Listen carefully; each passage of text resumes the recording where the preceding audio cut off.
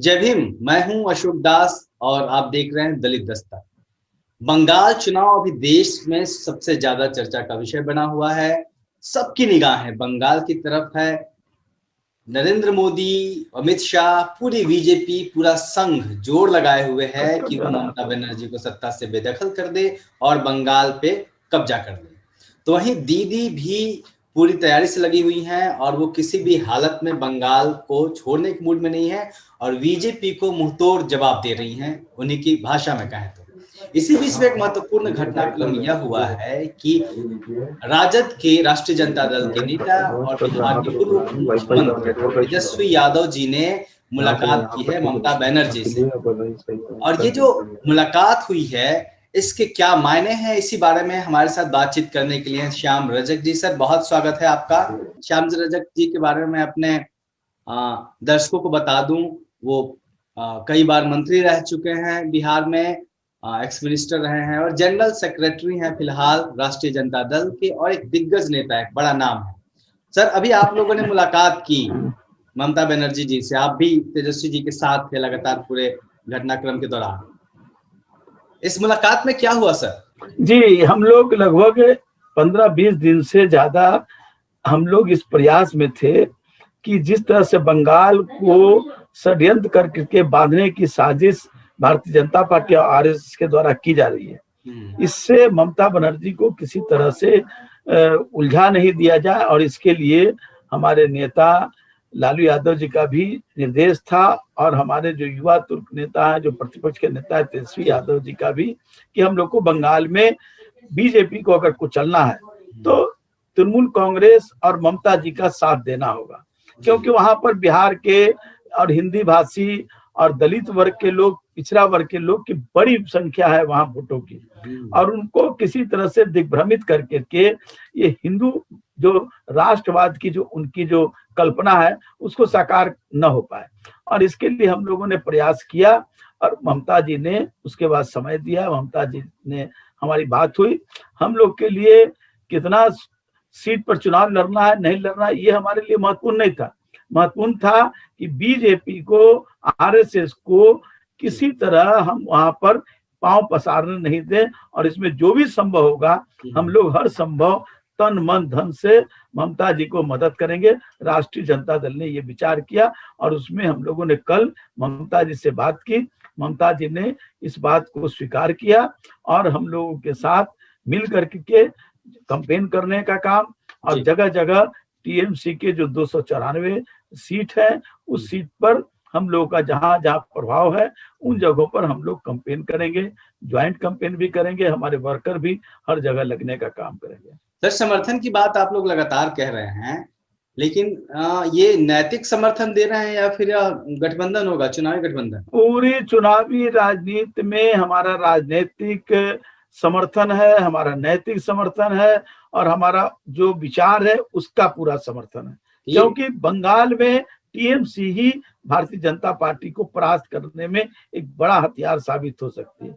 और उसमें हम अपना जो अपनी प्रभाव, अपनी जो ताकत है उस ताकत को ममता जी में जोड़ देने का काम करेंगे तो और ताकतवर होंगी और उस ताकत से बीजेपी को परास्त करने का काम। मतलब सर, ये चुनावी गठबंधन इसको मान लिया जाए और सीटें भी आप लोगों को मिलेंगी, लड़ेंगे आप लोग? सीट हमारे लिए महत्वपूर्ण नहीं है, मतलब हम लोगों ने सब कुछ ममता जी पर न्यौछावर कर दिया है। अच्छा। ममता जी जहां कहेंगी वैसे हम लोग करेंगे।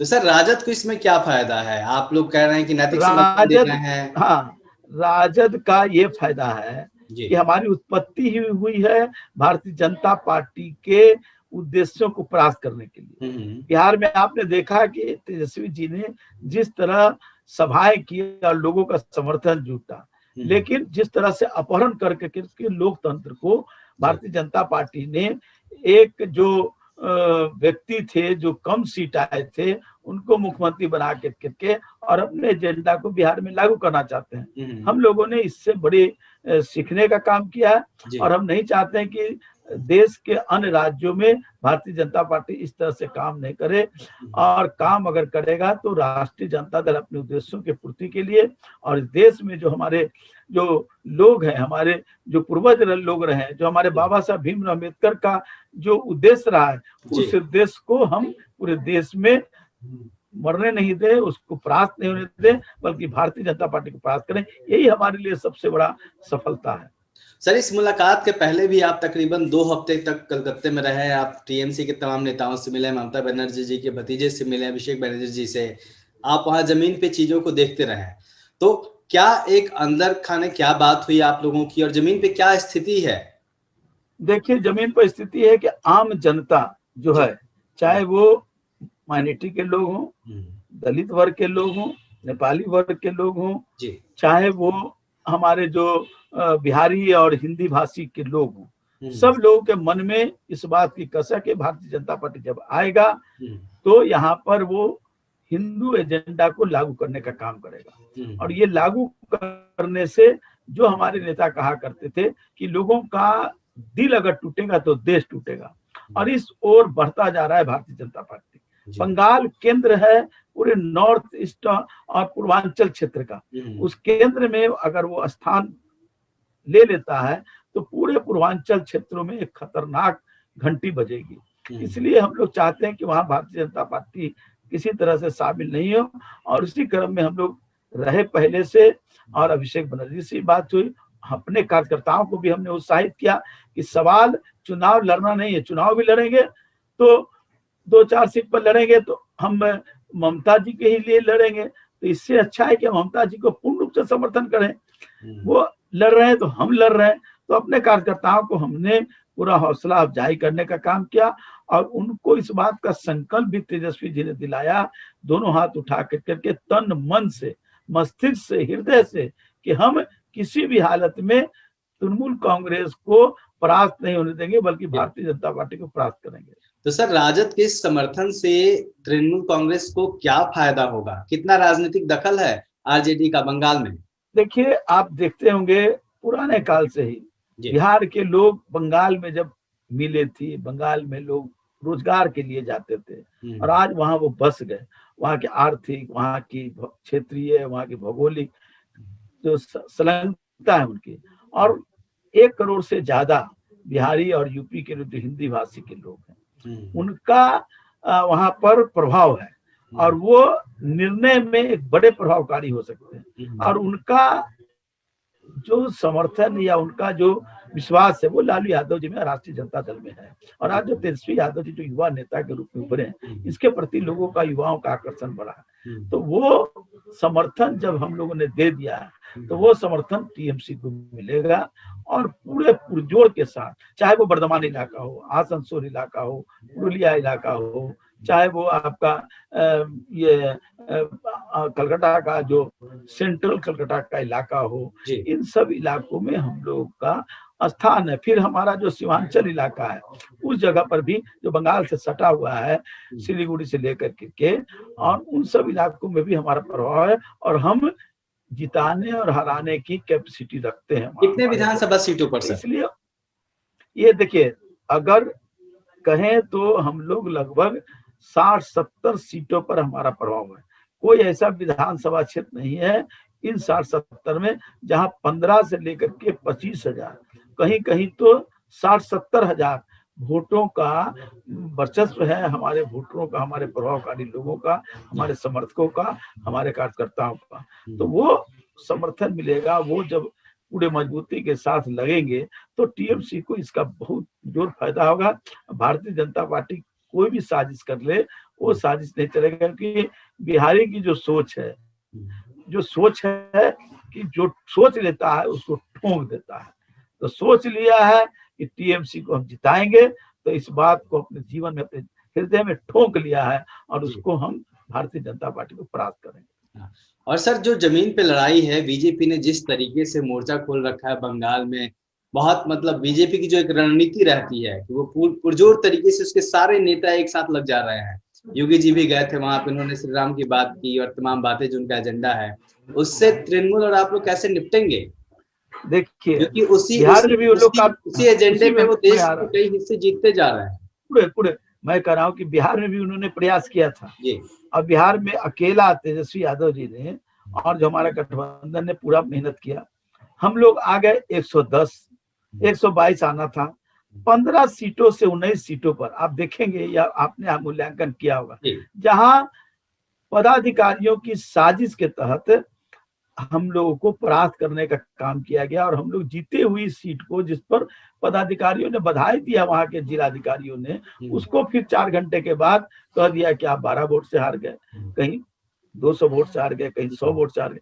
तो इस चीजों को हम लोगों ने समझा है, और इस चीज को भी हम लोगों ने ममता दीदी को, अभिषेक बनर्जी को बताने का काम किया कि किस किस पॉइंट पर हम लोग को मजबूती से, चाहे वो पोलिंग एजेंट के मामला हो, काउंटिंग एजेंट का मामला हो, बूथ एजेंट का मामला हो, उसको कैसे प्रशिक्षित करें और कैसे वहां पर एक मुश्त खड़ा रहना है, तैयार रहना है। आप देख लीजिए क्या साजिश किया है बंगाल में। तो हम ये कह रहे थे कि अम्बेडकर साहब, दलित समाज के लोग, पिछड़ा समाज के लोग को प्रताड़ित करने का काम किया गया, और जब वो प्रताड़ित करने में सक्सेस नहीं हुए, और अम्बेडकर साहब ने, दलित समाज के लोगों ने उसका पुरजोर विरोध करते हुए अपनी क्षमता के आधार पर अपनी ताकत बढ़ाई और अपना स्थान बनाया।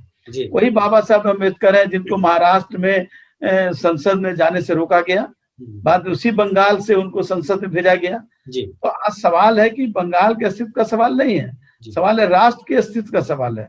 राष्ट्र में जो ये आरएसएस का एजेंडा, जिस बात को आप कह भी रहे थे, जो लागू करना चाहते हैं, उसको रोकना मेरा कर्तव्य बनता है। जी।